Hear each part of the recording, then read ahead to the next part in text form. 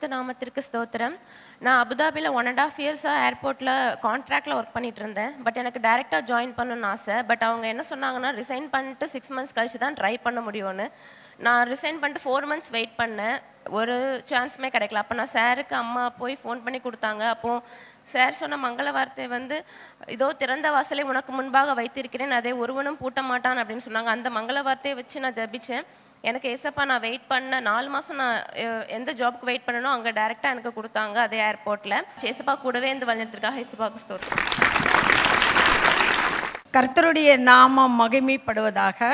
நான் ஓசூர்லேருந்து வந்திருக்கேன். கடந்த 2023 ஆண்டில் நவம்பர் மாதம் 2ஆம் தேதி கல்ற திருநாள் அன்னைக்கு எங்கள் அப்பாவுடைய கல்றைக்கு பார்க்கலான்ட்டு நான் ஓசூர்லேருந்து எங்கள் குடும்பமாக நாங்கள் வந்தோம். பள்ளிக்கொண்டா இடத்துல வந்து எங்களுடைய கார் வந்து ஸ்கிட் ஆகி அப்படியே 3 கரணம் அடைச்சிடுச்சு. அதில் பார்த்தீங்கன்னா எங்கள் கணவரும் எங்கள் மகளும் ஃப்ரண்ட்டில் சீட் பெல்ட் போட்டிருந்ததுனால அவங்களுக்கு அவ்வளோ அதிகமாக அடி இல்லை. எனக்கு தான் அதிகமான அடிபட்டுச்சு. ஏற்கனவே நான் ஒரு கார்டியோ பேஷண்ட், சிஏபிஜி நடந்திருக்கு. இதை மத்தியில் தலையில் எனக்கு அடிபட்டுச்சு, முதுகில் அடிபட்டுச்சு, இந்த கையில் வந்து அடிபட்டுச்சு. இப்படிப்பட்ட சூழ்நிலையில் ஆம்புலன்ஸ் வந்து எங்களை அழைச்சி சென்றது. அங்கே பக்கத்தில் இருக்கிற சிஎம்சியில் தான் ட்ரீட்மெண்ட் எடுத்தேன். கிட்டத்தட்ட 1.5 மாதம் நான் பெட் ரிட்டன். எல்லாத்துலேயும் எனக்கு பெல்ட் போட்டிருப்பாங்க, எல்லாம் பெட் ரிட்டன் தான். அப்போது என்னால் ஒன்றும் செய்யவே முடியாது. எல்லாமே என்னுடைய ஃபேமிலி எல்லாருமே கூட ஹெல்ப் பண்ணாங்க. எங்கள் கணவரும் கொஞ்சம் மெடிக்கல் பீப்புள்ஸ் எங்கள் வீட்டிலே இருந்ததுனால அவங்களாம் கூட ஹெல்ப் பண்ணாங்க. அது மத்தியில் நான் இப்படியே பட்டுனுக்கும் போது அண்ணனுடைய வார்த்தைகளை போட்டு கேட்பேன். என்னை பார்த்ததில்லை, நான் இதுதான் ஃபஸ்ட் டைம் இங்கே வரேன். அப்போ அவர் பேசுகிற அந்த வார்த்தை எனக்குள்ளே உள்ளே போச்சு. அந்த வார்த்தை உள்ளே போய் பலனை கொடுத்து அந்த 1.5 மாதம் எனக்கு வந்து இன்னும் விசுவாசத்தை பெருக்குச்சு.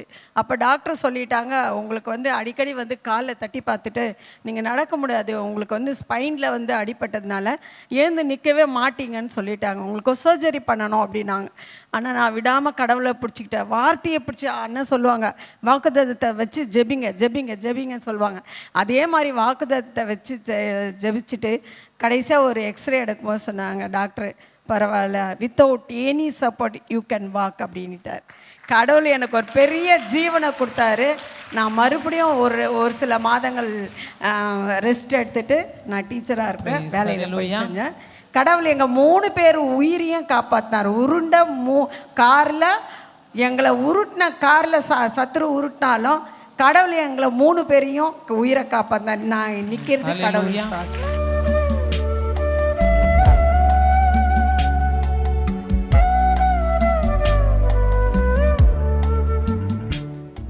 கிறிஸ்துவுக்குள் மிகவும் பிரியமான எனதருமை சகோதர சகோதரிகளே, நம்மை சிருஷ்டித்தவரும் நம்மை உண்டாக்கினவரும் நம்மை ஒருபோதும் மறந்து போகாதவருமாகிய இயேசு கிறிஸ்துவின் முனையற்ற நாமத்தினாலே உங்கள் எல்லாரையும் வாழ்த்தி ஆசீர்வதிக்கிறேன். அல்லேலூயா. எல்லாரும் சந்தோஷமாக இருக்கீங்களா?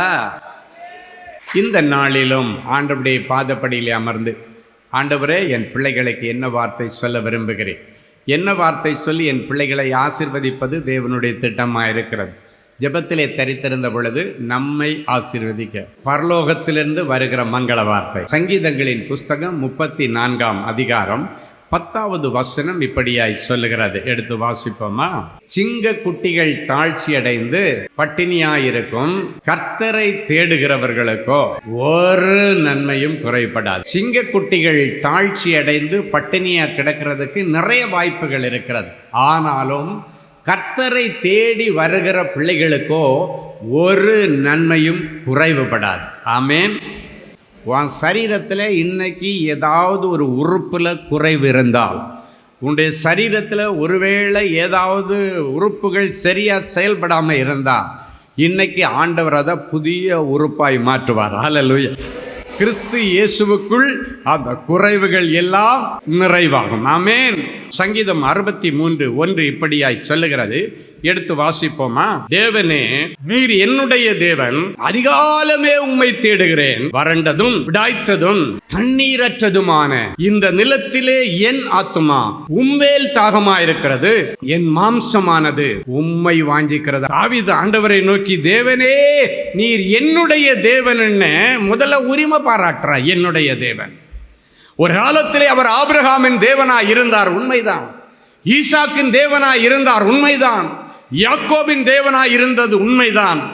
ஆனால் அவன் ஆபிரகாமின் தேவனேன்னு கூப்பிடுறத விட என்னுடைய தேவனேன்னு கூப்பிட்டான் பாருங்க. அங்கதான் தாவீது நிற்கிறான். என்னுடைய தேவனே உரிமை பாராட்டுகிறேன். நீங்க எங்க அப்பான்னு உரிமை பாராட்டுகிறான். தேவனே நீர் என்னுடைய தேவன். ஒரு விசுவாச அறிக்கை, நீ என்னுடைய தேவன். அதிகாலையிலே உம்மை தேடி வந்திருக்கிறேன். அவனுக்கு ஒரு நல்ல பழக்கம் உண்டு. காலையில் எழும்பின உடனே ஆண்டவரை தேடுகிற ஒரு நல்ல பழக்கம். அதிகாலையிலே உம்மை தேடுகிறேன். வறண்டதும் விடாய்த்ததும் வேதனை உள்ளதுமான இந்த உலகத்திலே என்னுடைய ஆத்துமா உங்க மேல தாகமாக இருக்கிறது, என்னுடைய சரீரம் உம்மையே வாஞ்சிக்கிறது என்று சொல்லுகிறான். அவனுடைய இந்த ஜெபம்தான் ஆடு மேய்த்து கொண்டிருந்த அவனை பெரிய அரசனாக்கினது. அதிகாலையிலே ஆண்டவரை தேடின ஒரே காரணத்தினாலே வேதம் சொல்லுகிறது, என்னை தேடுகிறவர்கள் கண்டடைவார்கள். அவரை கண்டடையத்தக்க சமயத்திலே தேடுங்கள். அவன் நல்ல ராஜாவாயிட்டான், பெரிய ஆளாயாச்சு. அவன் சாதாரண ஆடு மேய்ச்சிட்டு இருக்கும் பொழுது கூட ஒரு நாள் ஆண்டவரிடத்துல முறுமுறுத்து நீங்க பார்க்க முடியாது. நல்லா கவனிங்க. அவனுடைய சகோதரர்கள் எல்லாம் ராஜாவுடைய பட்டாளத்தில் வேலை செய்யறதுன்னா நம்ம பாஷையில் மிலிட்ரியில் வேலை செய்யலாம். ஆனால் இவன் மட்டும்தான் கரவலாடுகளுக்கு பின்னால் போய் ஆடுகளை மீத்து கொண்டிருக்கிறான். அவனுடைய சகோதரர்கள் அவனை அற்பமாக நினைக்கிறாங்க. இவனுக்கு வேலை என்ன தெரியுமா? அவங்க அப்பா சோறு கொடுத்தன்றான். சோறு கொண்டு போகிறது, தண்ணி கொண்டு போகிறது. ஒரு சர்வர் மாதிரி, நம்ம பாஷையில் சொன்னால் எடுபடியாக கிடந்தான். ஆனால் இந்த எடுபடியாக கிடந்தவனை ஆண்டவர் தூக்கி எடுத்தார். ஏன் தெரியுமா? அவன் அதிகாலையில் ஆண்டவரை தேடினான். ஆண்டவர் பார்க்கிறார், காலையிலே என்ன தேடுறானே, நீங்க என்ன ஆண்டவர் என்னுடைய தேவன் சொல்றானே. அவனுடைய ஆத்துமா என் மேல தாகமா இருக்கிறத, ஆவிக்குரிய வாழ்க்கையில் அவன் தாகமா இருக்கிறானே. அவனுடைய மாம்சம் என்னை வாஞ்சிக்கிறது. அவன் ஆடு மேய்க்கும் பொழுது கூட கிண்ணறம் வாசித்து ஆண்டவரை துதிச்சுட்டே இருக்கானே. பார்க்குறாரு, இவனுங்களையும் பார்க்குறாரு. ஒரு நாள் அவங்க அப்பா ஃபயர் கொடுத்து அனுப்புறாரு. உங்கள் அண்ணன்மாருக்கு போய் கொடுத்துடுவான்னு கொடுத்து அனுப்பினார். கொண்டு போனால் ஒரு தேங்க்ஸாவது சொல்லணும். அப்போ எல்லாரும் யுத்த களத்தில் நின்றுட்டு இருக்கிறாங்க அவனுடைய சகோதரர்கள். இவன் கொடுத்துட்டு கொஞ்ச நேரம் இப்படி வேடிக்கை பார்க்குறான். ஏன்னா யுத்தக்களம் எப்படி இருக்குது, ஒரு வேடிக்கை நம்ம ஊரில் சொன்னால் பட்டிக்காட்டா முட்டாய் கடை பார்த்த மாதிரி அவனுக்கு அது வித்தியாசம். ஏன்னா இவன் ஆடுகளே பார்த்துட்டு இருக்கிறவன், கரவல் ஆடுகளை பார்த்துட்டு இருக்கிறவன். என்னடா இங்கே இவ்வளோ சோல்ஜியர்ஸ் நிற்கிறாங்க, எப்படி யுத்தம் பண்ணுவாங்க, எல்லாத்தையும் பார்த்துக்கிட்டே இருக்கிறான். அந்த ஆர்வத்தில் அவன் பார்த்துட்டு இருக்கிறான். ஒரு சகோதரன் வந்தான். என்ன வேலை, வந்தியா, சாப்பாடை கொடுத்தியா, போயிட்டே திட்டுறான். நீங்கள் பைபிளில் பார்க்கலாங்க. ஆடுகளை விட்டுட்டு வந்திருக்கிற, எங்கே விட்டுட்டு வந்த? அவன் பத்திரமா ஒருத்தங்கிட்ட ஒப்படைச்சிட்டு தான் வந்திருக்கிறான். அவன் வேலையில் ஜாக்கிரதையாக இருக்கிறான். அவன் சொல்கிறான், நான் காவலாளிகள் வசத்தில் அதை விட்டுட்டு தான், பொறுப்பாக தான் விட்டுட்டு வந்திருக்கிறேன். நீ போ சீக்கிரம், அதை போய் பாரு, என்ன இங்கே உனக்கு வேடிக்கை அப்படின்னா என்னென்னா, இந்த இடத்துல நிற்க உனக்கு என்னடா தகுதி இருக்குன்னு சொந்த அண்ணங்காரன் கேட்குறாங்க. சாப்பாடு கொண்டு வந்தவனை பார்த்து கேட்குறான். ஆண்டவர் அதே ரெக்கார்ட் பண்ணிட்டார். இரு அவன் கையால் தான் நீ சம்பளம் வாங்க போகிற. அதுதான் நடந்துச்சு. கொஞ்ச நேரம் போய் வேடிக்கை பார்த்துட்டு என்னதுக்கு திட்டுனவன். ஆனால் ஒரு நாள் வந்தது, இவனுடைய அனுபவங்களை எல்லாம் பார்த்து காலையில் ஆண்டவரை தேடுறதை பார்த்து ஆண்டவர் மயங்கி போயிட்டார். நீ காலையிலே ஆண்டவரை தேடினா ஆண்டவர் உன் மேலே பிரியமாயிருந்து மயங்கிடுவார். அதுதான் உண்மை. அதிகாலையில் ஏன் தேட சொல்கிறார் அப்படின்னா அதில் ஒரு ரகசியம் இருக்குது. ஏன் மத்தியானம் தேடினா ஆண்டவர் வரமாட்டார்? வருவார். ஆனால் அதிகாலை அப்படின்றது எதுக்குன்னா முதல் இடத்தை ஆண்டவருக்கு கொடுக்கறது அடையாளம். நீ தூங்கி எழும்பின உடனே முதல் நிமிஷத்தை ஆண்டவருக்கு, அதான் அதிகாலையே ஆண்டவரை தேடுகிறது. நீ 10 மணிக்கு தான் எழும்புற அப்படின்னா எழும்புற ஒன்று ஆண்டவரை தேடுனா ஒன்றை பொறுத்த வரைக்கும் அதுதான் அதிகாலை. அதுக்காக அதிகாலையான உடனே 12 மணிக்கு தூங்கிட்டு 3 மணிக்கு 2 மணிக்கு எழும்பி ஆண்டவரை தேடுறதில்ல. அப்படியெல்லாம் ஆண்டவரை எதிர்பார்க்கல. அதிகாலைன்னா என்ன, ஒன்றை பொறுத்த வரைக்கும் நீ தூங்கி எழும்புற நேரம் உனக்கு அதிகாலை, ஆண்டவருக்கு முதலிடம். அதான் ஆண்டவர் பார்த்தார். இவன் எனக்கு முதலிடம் கொடுக்குறானே, இவனை பின்னாலேயா போடுறது? No chance. ஆண்டவர் அவனுக்காக தான் கோலியாத்தை நிறுத்தினார். அதுதான் உண்மை. கோலியாத்து சும்மா எல்லாம் வந்து நிற்கலைங்க.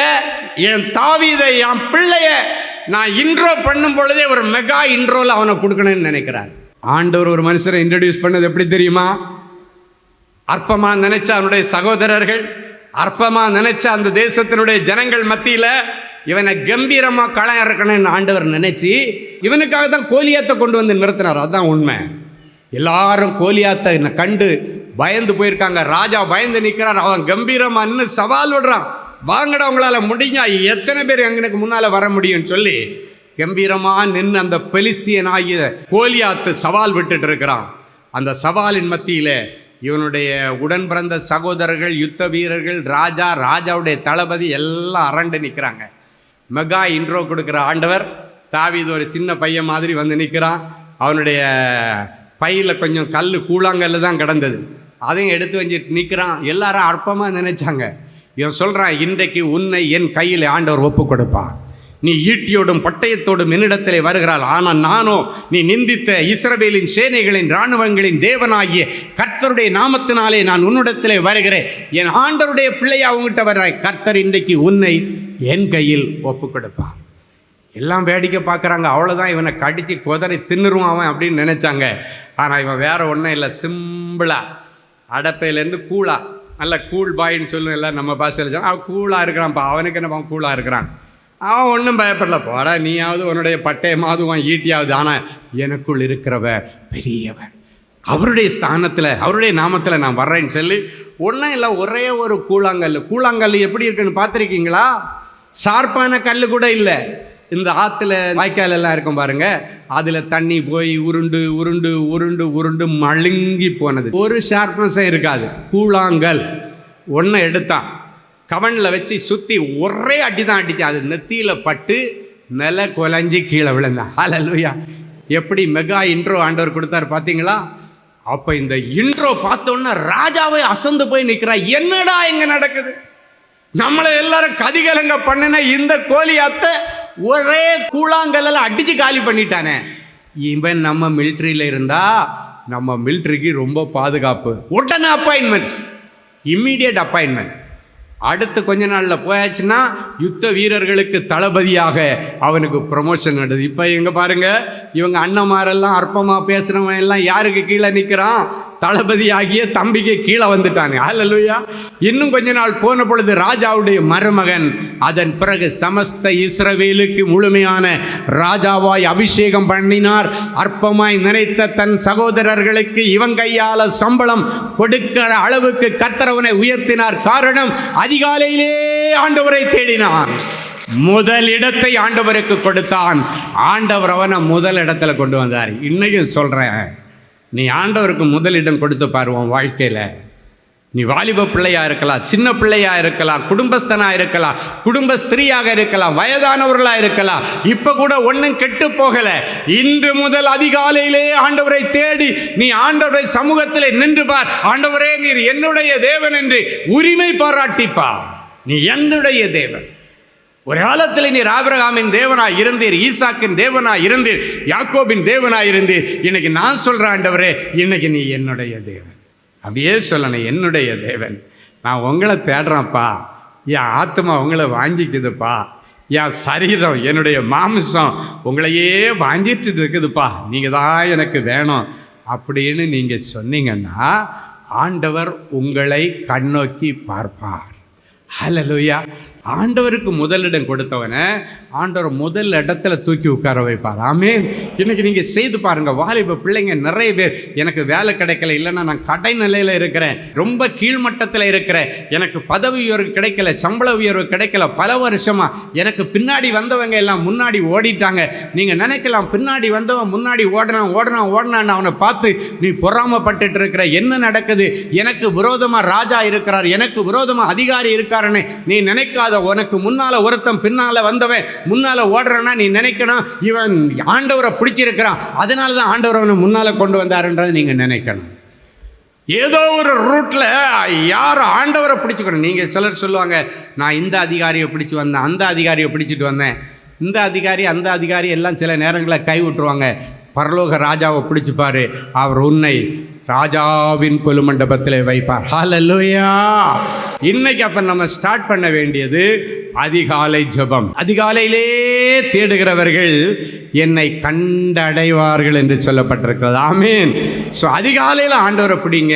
ஆண்டவரிடத்தில் உங்கள் குடும்பத்தை ஒப்பு கொடுங்க, பிள்ளைகளை ஒப்பு கொடுங்க, உங்களுடைய வியாபாரத்தை ஒப்பு கொடுங்க, உங்கள் வேலையை ஒப்பு கொடுத்து ஆண்டவருடைய பிரசன்னத்தில் போங்க. ஆண்டவர் பெரிய காரியங்களை செய்வார். ஹல்லேலூயா. சிங்கக்குட்டிகள் தாழ்ச்சி அடைந்து பட்டினியாய் கிடப்பதற்கு 1000 வாய்ப்புகள் இருக்கிறது.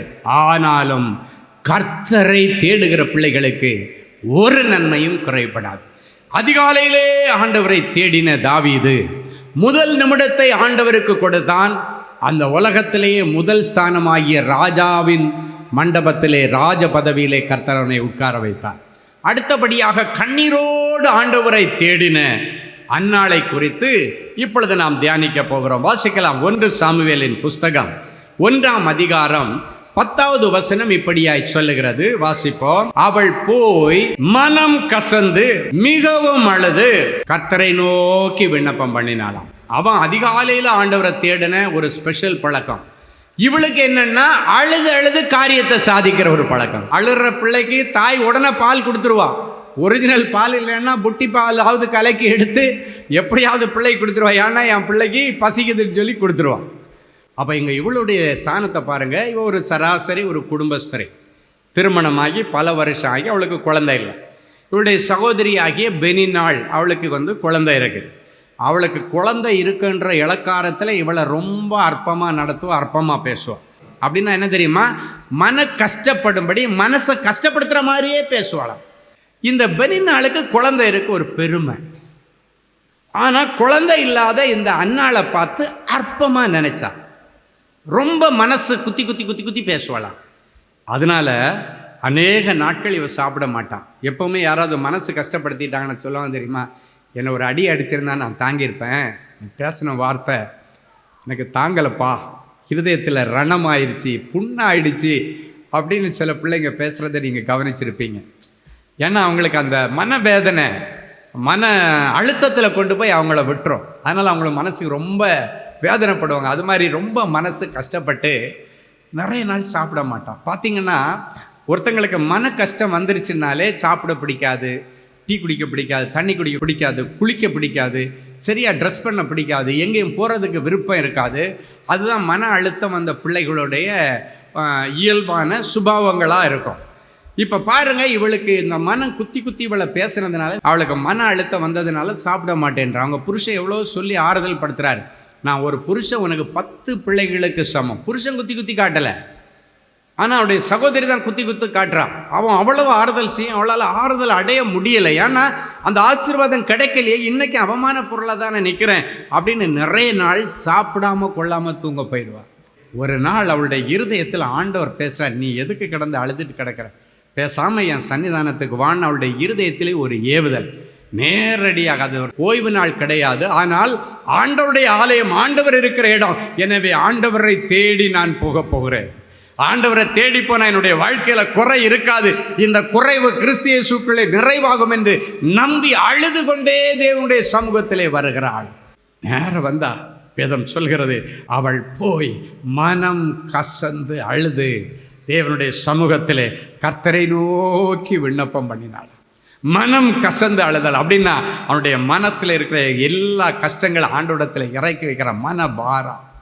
அப்போ ஏலி கேட்குற, என்னம்மா உன்னுடைய செய்கை வித்தியாசமாக இருக்க, நீ ஏதாவது மதுபானத்தை குடிச்சிட்டு வந்தியா என்று கேட்கும் பொழுது அவள் சொல்லுகிறாள், அப்படி அல்ல என் ஆண்டவரே, நான் மனக்லேசம் உள்ள ஸ்திரீ. அப்படின்னா மன அழுத்தம் உள்ள ஸ்திரீன்னு அர்த்தம். மன அழுத்தம், டிப்ரெஷனில் நான் வந்திருக்கிறேன், எனக்கு குழந்தை இல்லை, அது என்னை டிப்ரெஷனில் கொண்டு போய் விட்டுருச்சு, நான் மன அழுத்தத்தில் வந்துடும். மன கிளேசம் உள்ள ஸ்திரீ. நான் மதுபானமோ திராட்சை ரசமோ ஒன்றும் குடிக்கலையா, என்னுடைய மனசில் இருக்கிறத இப்பொழுது நான் ஆண்டவரிடத்தில் இறக்கி கொண்டிருக்கிறேன், இருதயத்தை கர்த்தரிடத்திலே ஊற்றி விட்டேன் என்று சொல்கிறார். வரும்பொழுது பெரிய பாரத்தோட அந்த மன பாரம், மன அழுத்தம், அவமானம், என்ன செய்கிறதுன்னு தெரியல. நேர வந்த ஆண்டவரை தேடி வந்தா, மனசில் இருக்கிறதெல்லாம் இறக்கி வச்சுட்டா. திரும்பி போகும் பொழுது மனசு ரொம்ப லெகுவாயிடுச்சு. என்ன தெரியுமா? ஆண்டவரை தேடி வர்ற பிள்ளைகளுடைய வாழ்க்கையில் ஒரு நன்மையும் குறைபடாதுன்னு வேதம் சொல்லுது. என்னுடைய இந்த குறைவு நிறைவாகும் என்கிற நம்பிக்கையில் மனசில் இருக்கிற எல்லாத்தையும் இறக்கி வச்சுட்டு நேராக போய் சாப்பிட்டா. ஹல்லேலூயா! அவளுடைய விசுவாசத்தை ஆண்டவருக்கு வெளிப்படுத்தினால் சில நாள் சென்ற பொழுது அன்னாள் கர்ப்பவதியாகி அருமையான ஒரு குமாரனை பெற்று அவனுக்கு சாமுவேல் என்று பெயரிட்டாள். ஆண்டவர் சொல்கிறாரு, அன்னாளை போல் ஆண்டவரை தேடி வந்திருக்கிற உன்னுடைய கஷ்டம், மனசில் இருக்கிற பிரச்சனை எல்லாத்தையும் இறக்கி வச்சுட்டு நிம்மதியாக போய் ஜெபம் கேட்கப்பட்ட நிச்சயத்தோடு போய் நல்லா போய் சாப்பிடுங்க. கண்டிப்பாக சில நாட்களுக்குள்ளே அந்நாளுக்கு அற்புதம் நடந்தது போல உனக்கு அற்புதம் நடக்கும். சிலருக்கு சில நொடிகளிலே நடக்கும், சிலருக்கு சில மணித்துளிகளிலே நடக்கும், சிலருக்கு சில நாட்களுக்குள்ளே நடக்கும். இனி மாதங்கள் கடந்து போவதல்ல. வேதம் சொல்லுகிறது, சில நாள் சென்றபோது அந்நாள் கர்ப்பவதியானாள். அருமையான பிள்ளையை பெற்று அவனுக்கு சாமுவேல்னு பேர் வச்சாள். ஹல்லேலூயா! அவளுடைய நிந்தையை ஆண்டவர் மாற்றினான். அதான் வசனம் சொல்லுது, நெடுங்காலம் காத்திருந்த இருதயத்தில் ஏங்கினதற்கு பிறகு ஆண்டவர் கொடுக்கிறது ஜீவ விருட்சம் போல. டிலே ஆகுதுன்னா ஆண்டவரே ஸ்தோத்திரம், எனக்கு சூப்பராக தர போறீங்கன்னு சொல்லணும். ரொம்ப வருஷமாக சகரியா தம்பதியர்களுக்கு குழந்தை இல்லை. பாட்டி ஆயாச்சு, தாத்தா ஆயாச்சு, உண்மைதான். ஆனால் அதையும் தாண்டி ஆண்டவர் குழந்தை கொடுத்தாரு. அவனுக்கு யோபான் ஸ்நாபகன்னு பேர் வச்சாங்க. இயேசு கிறிஸ்துவுக்கே ஞானஸ்தானம் கொடுக்கறக்கூடிய அளவில் அவனை பெரிய ஆளாக்கினார். எத்தனை பேர் ஆமேன்னு சொல்ல முடியும்? வேதம் சொல்லுகிறது, ஸ்திரீகளுக்குள்ளே பிறந்தவர்களுக்குள்ளே யோவான் ஸ்நாபகனை பார்க்கலும் பெரியவன் ஒருவனும் இல்லை என்று சொல்லக்கூடிய விதத்தில் ஆண்டவர் பரிசாக கொடுத்தார். அப்போ டிலே எதுக்கு அடையாளம்னா, தி பெஸ்ட்டை ரிசீவ் பண்ணுறதுக்கு. இன்றைக்கி டிலேயை பற்றியே நிறைய பேர் குழம்பி டிப்ரெஷனில் வந்திருக்கிறீங்க. ஏன் தாமதம், ஏன் தாமதம், ஏன் இன்னும் நான் பெரிய ஆளாகலை, ஏன் இன்னும் எனக்கு கடன் அடையலை, ஏன் எனக்கு இன்னும் வேலை கிடைக்கல, ஏன் இன்னும் நான் முன்னேறலை, ஏன் எனக்கு இன்னும் கல்யாணம் நடக்கலை, ஏன் எனக்கு இன்னும் பிள்ளை கிடைக்கல. எதுக்கு தெரியுமா? அந்த ஏன் என்பதற்கு ஆண்டவர் பதில் கொடுக்கிறார். காத்திருந்த இருதயத்திலே ஏங்கினதற்கு பிறகு ஜீவ விருட்சம் போல சூப்பரானதை நான் உனக்கு கொடுக்கறது. ஹல்லேலூயா! என் அன்பு தேவனுடைய பிள்ளைகளே, நல்ல தேவ செய்தியை கேட்டீர்கள், நல்ல சாட்சிகளையும் பார்த்தீர்கள். ஆண்டவரே, நானும் இப்படிப்பட்ட ஒரு அற்புதத்துக்கு தானே காத்துட்டு இருக்கிறேன் அப்படின்னு ஏங்கிட்டு இருக்கிறீங்களா? உங்கள் அற்புதத்துக்காக அப்படியே நீங்கள் முழங்கால்களை தாழ்த்துங்க. இது உங்கள் அற்புதத்தின் நேரம். ஜெபிக்கலாமா? அன்பான ஆண்டவரே, உமக்கு நன்றி. நிறைஞ்ச மனசில் என் பிள்ளைகளை ஆசீர்வதிக்கிறேன். உம்முடைய மங்களகரமான வார்த்தைகளை கேட்டுக்கொண்டு டிவி பெட்டிக்கு முன்னால் முழந்தாள் படியிட்டு, ஆண்டவரே எனக்கு இரங்கும், ஆண்டவரே எனக்கு உதவி செய்யும் என்று கேட்கிற என் பிள்ளைகளுக்கு உடைய உதவிக்கரம் நீட்டப்படட்டும். இன்றைக்கு என் பிள்ளைகள் இந்த செய்தியில் என்னென்ன வார்த்தைகள் எல்லாம் கேட்டாங்களோ அந்த வார்த்தைகள் எல்லாம் இவர்கள் வாழ்க்கையிலே ஆம் என்றும் ஆமேன் என்றும் நிறைவேறட்டும். எல்லா தடைகளை உடைச்சி போடுங்க ஆண்டவரே. தடைகளை உடைக்கிற ஆண்டவரே, என் பிள்ளைகளுக்கு முன்னே செல்லுவீராக. உடைய வியாபாரத்தில் காணப்படுகிற தடைகள், வேலை ஸ்தலத்தில் காணப்படுகிற தடைகள், படிப்பில் காணப்படுகிற தடைகள், ஊழியத்தில் காணப்படுகிற தடைகள், அத்தனை தடைகளையும் உடைச்சி ஆண்டவர் அற்புதம் செய்யும். இவ்வளவு நேரமும் உம்முடைய வாயினாலே நீர் சொன்னீர். இந்த நிமிஷம் அதை கரத்தினாலே என் பிள்ளைகளுக்கு நிறைவேற்றுவீராக. இவர்கள் கேட்ட அத்தனை மங்கள வார்த்தைகளின் படியே என் பிள்ளைகளுக்கு ஆக கடவது நிறைவேறுவதாக நாங்கள் வாழ்த்தி மனதார நாங்கள் ஆசீர்வதிக்கிறோம். எனக்கு இறங்கும் தேவனேன்னு கதறுகிற பிள்ளைகளுக்கு நீர் இரக்கத்தில் ஐஸ்வர்யமுள்ள தேவன் அல்லவா? என் ஒரேளை என் பிள்ளைகளுடைய செய்கைகள் உம்முடைய சமூகத்திலிருந்து என் பிள்ளைகளுக்கு கோபாக்கிறேன் வியாதிகளை கொண்டு வந்திருந்தாலும், கோபாக்கிறேன் இழப்புகளை கொண்டு வந்திருந்தாலும், பிள்ளைகளை கிருபையாய் மன்னித்து என் பிள்ளைகளுக்கு மறுபடியும் வாழ்வதற்கு ஒரு வழியை தார். மறுபடியும் என் பிள்ளைகள் இழந்து போனவற்றை பெற்றுக்கொள்ளட்டும். ஆண்டவருடைய சரீரத்தில் இருக்கிற கொள்ளை நோய் இயேசுவின் நாமத்தினாலே மறைந்து போகட்டும். தெய்வீக தொடுதலை தார். டிவி பெட்டிக்கு முன்னால் முழந்தாள் படியிட்டு கிடக்கிற என் பிள்ளைகள் உடைய இருதயத்தின் அங்கலாய்ப்புகள் உமக்கு தெரியும் ஆண்டவர்.